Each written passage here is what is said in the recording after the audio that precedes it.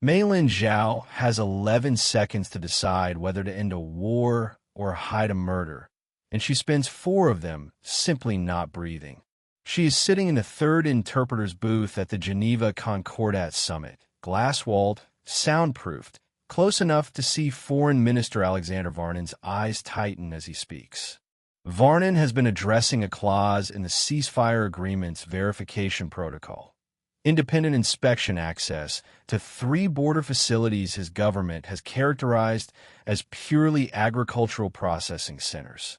What Varnin says in Russian, in a side comment he believes is being relayed only as procedural translation, addressed to his deputy minister beside him. Tell them whatever keeps the facilities off the list. If the inspectors get within 5 kilometers of Kestani 3, they will find what's buried under the old grain silo, and I will spend the rest of my career explaining why. Mei-Lin's microphone is live. Her translation feed reaches 41 headsets across the chamber. If she translates accurately, the ceasefire collapses within hours. If she does not, whatever is buried stays buried.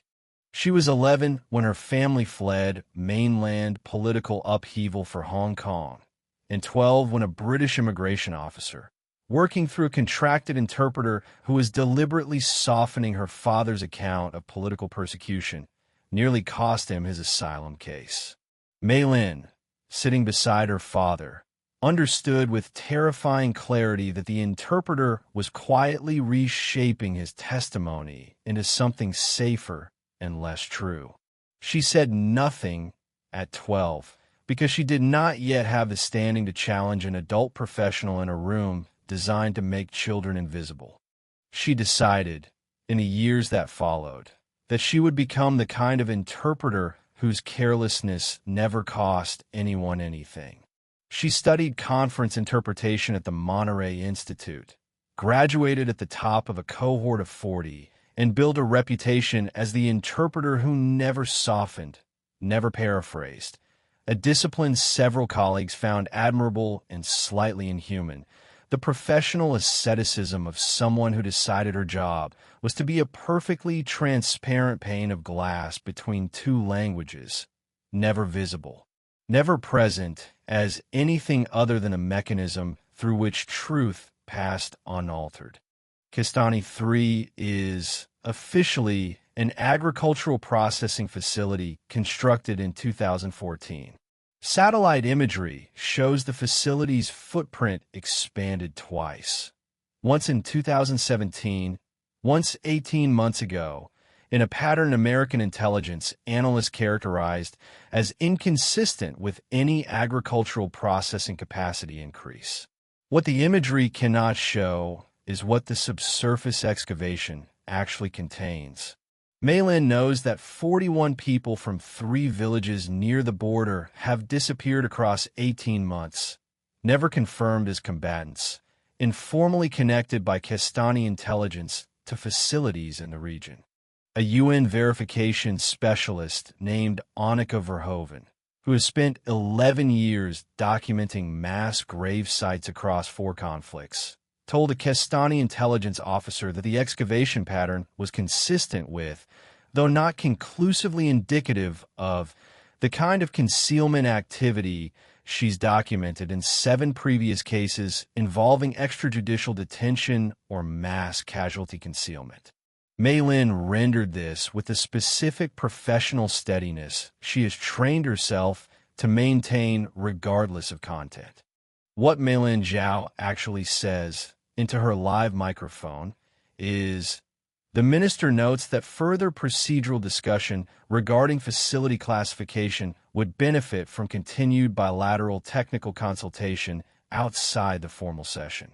It is the first deliberately false translation she has produced in 14 years.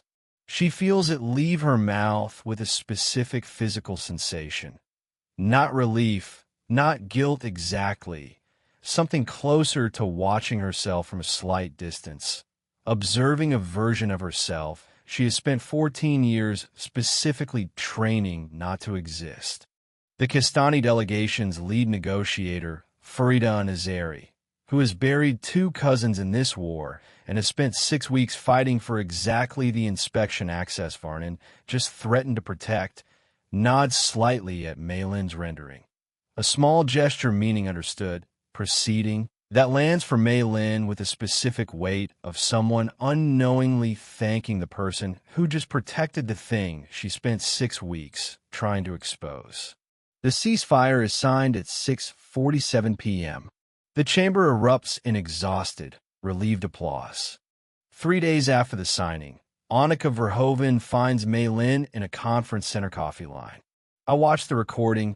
Annika says without preamble, "I had an independent transcript prepared from the chamber's backup audio. The 2 translations do not match. There is a long silence, the specific mundane backdrop of conference attendees discussing panel schedules, entirely unaware that 2 women 6 feet away are having a conversation that will determine the fate of a forensic investigation. I'm not here to report you," Annika says.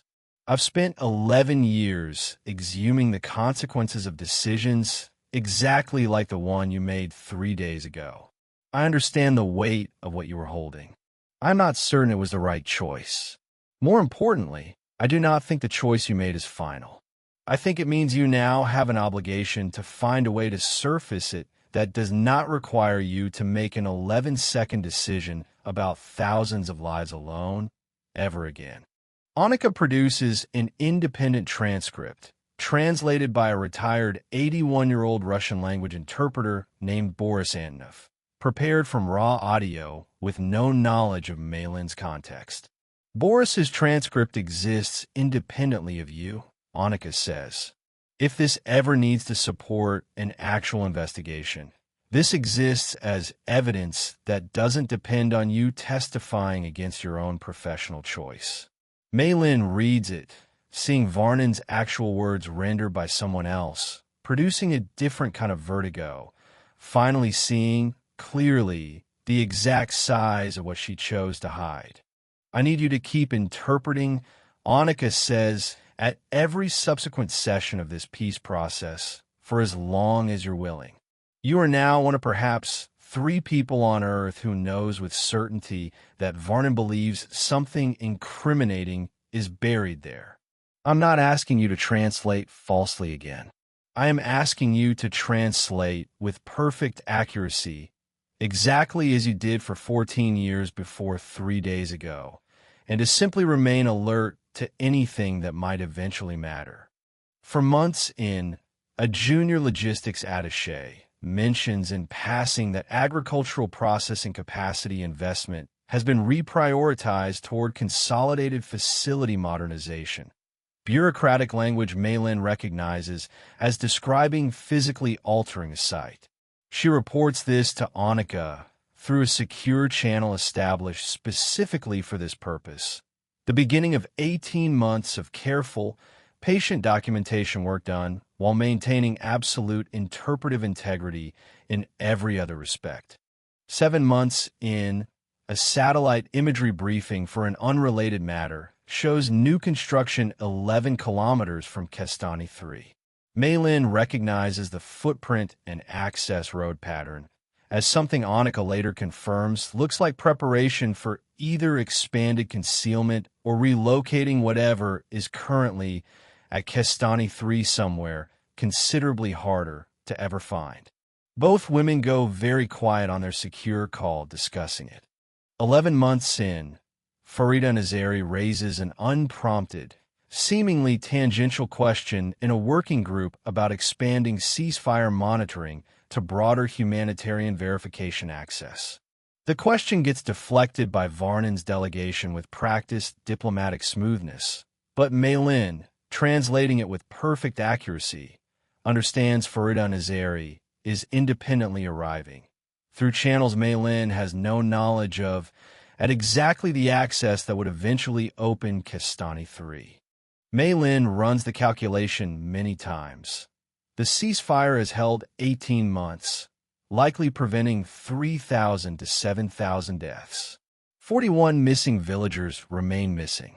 Their families remain without confirmation, without remains to bury.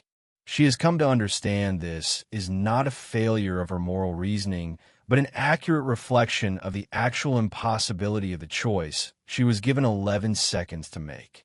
The breakthrough arrives through three converging evidentiary threads: Mei-Lin's 18 months of accumulated small observations, Farida Nazari's independent diplomatic pressure pursued through her own private investigation into her cousin's deaths, and new construction Mei-Lin flagged 7 months earlier, confirmed by a defected logistics coordinator's testimony as preparation to relocate remains from Kestani 3 before any future inspection could find them. The defector's timeline gives a specific window, roughly 6 weeks before relocation can be completed, after which any future inspection would find nothing. What follows is rapid, multi-channel diplomatic mobilization. The defector's testimony, 18 months of imagery analysis, Farida's humanitarian access campaign, and quiet pressure from observer states converge into a UN Security Council resolution demanding immediate inspection access, which Varnen's government cannot afford to be seen rejecting.